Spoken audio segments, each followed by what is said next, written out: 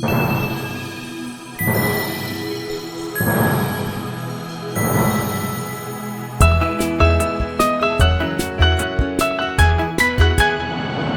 friends. Welcome to JewelBuzz Talks. My guest today is Mr. Naresh Balani, Vice Chairman, the JMA FORUM. Mr. Balani, you know, largely the jewelry manufacturing technology, the jewelry machinery sector has not been so much in the spotlight. You can have all the exquisite designs, but you don't have the manufacturing technology to, really Right. be behind it. You have nothing. So, what to begin with? Naresh Bhai, what is the overview of the current Indian jewelry manufacturing technology sector, the machinery sector? See, the overview for machinery sector, it is growing day by day. The reason we have started adopting new and new technologies. So people are adopting those technologies, and there are many jewelers who are coming up with some ideas. For example, there were no tensile strength machines for jewelry a few years back. But now, as the corporates are demanding those things, the people like us are developing those machines and producing it for the jewelers. There are so many categories and subcategories in the jewelry machinery sector. Three or four segments that you think India is pretty strong in leading. See, for jewelry, India is global leader in plain gold. Hmm. No, nobody can beat India in production. Nice. Again, when it comes to diamond studded jewelry, India is one of the global leader. Gemstones jewelry, what we are producing is now one of the world's best gemstone jewelry is produced in India. Naresh Bhai, there is advancement in Indian jewelry manufacturing technology. But what are the challenges faced for these manufacturers to go to the next rung and, See, the, compare with probably Italy or Germany or Turkey? yeah, the most challenges what we are facing for advancement is the first is high initial cost, the machinery, the softwares, they come with a cost. The second challenge is what when we speak to so many jewelry manufacturers is the skill gap. There is a lot of skill gap coming is because we have very good institutes in India, but still we don't have that kind of institute which are matching the skill what countries like Italy or maybe Germany they are having. The third part is again the infrastructure limitation because till few years back all our jewelry factories you can say were very small. Now people are coming with very big units. I mean other than seeps, when you look out all units outside seeps, they are of very small sizes, but now it's changing. And there is one more factor involved is resistance of change. Jewelry from day one has been traditional artisans, and they are still afraid to adopt the new technology. They are worried because if new technology comes, the traditional techniques or the traditional work what they are doing, they may go out of fashion and there can be a job displacement. And of course, as we want to be the global leader, there are always a global, you can say, the global players who have mastered this advanced technology before what we are been doing now. Well, Naresh Bhai, I do know there is a gap between the jewelry machinery manufactured here and probably the Yeah. leading players like Italy, Turkey, Germany. But percentage-wise, how can we compare? To what extent have they reached 30, 40% of their technological capability? How far has India reached and how far to play catch up? Like Italy, you can say they focus only on cutting edge technologies, which create unique pieces. We Indians are not far behind. We are coming up for that. So what, are we already 40, 50% there, you would say? Yes, more than 50%. Okay. So next is, how much has Indian manufacturers understood the impact of AI, machine learning, and all other technologies? Are we really using them? Do we understand the We have level of? started using AI technology in some sectors. and day by day it is going to grow surely. One thing that, I've spoken across the country, they are talking of government support.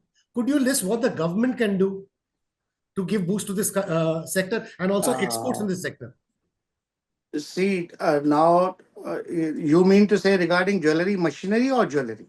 Jewelry machinery, jewelry machinery Yeah. technology. Now, when we say jewelry machinery, see, all Indian manufacturers again, they have a very limited infrastructure.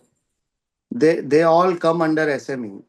The major support they need from the government of India is for exports, particularly, is reduction in the GST, which is very high, which is at 18%.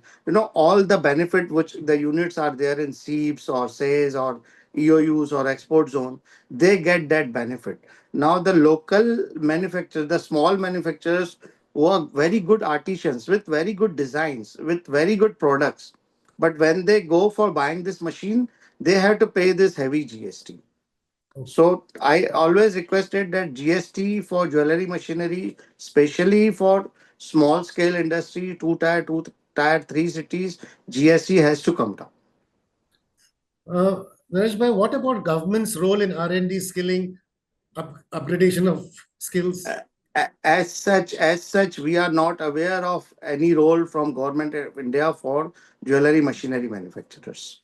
Sir, as a body that is representing this sector, have you all approached the government for probably resources, funding to set up a common facility center, anything on those lines? Yeah, there was few years back when industrial minister he suggested that they can offer us a land, maybe in New Bombay or similar places where you can have this kind of facility, but I don't think there is any action. So, you know, lack of support or no support, the sector has to march forward. So, what Right. advancements do you think? What advancement do you think will shape the future of jewelry manufacturing in India, right from technology, skilling, quality? What are the things that you could Yeah. list So out? first is definitely technology. We need better machines to produce better machines for jewelry industry. So innovation has to be there. We still don't have so good skill people who are willing to come into the jewelry industry for machinery, particularly because it's a very small market. Okay. The market can grow, the exports can grow only when we are able to develop proper skill for industry in India. I've seen increasingly at trade events now the space given to the jewelry machinery sector, jewelry machinery and allied sector is increasing. But the true powerhouse, the true platform is JMAIIE. KNC Right. Services and JMA Forum together have created this platform. Comment on Right. the strength of the JMAIIE. See, the first exhibition what we did in JMAIIE 4 years back. So there were like 200 stalls. The companies which wanted to be part of it. Next year we had 300 stalls. The third year we reached around 270. This time we are reaching around 400 stalls. The reason being is the people have understood that once you are in JMAIIE, the jewelers who are coming are definitely there for 3 days, 4 days, and they have time because when we are part with exhibitions which are not only machinery but with jewelry and machinery, they don't get time. The owners, the people visiting, they are more concerned to buy their jewelry or look after their products being sold. So this is the only place where they get time. They can spend, say, suppose there are 400 stalls and 250 companies. So they can spend time with each and every company and they understand what new technologies are coming, what skills they can put it into, or they have certain special requirements.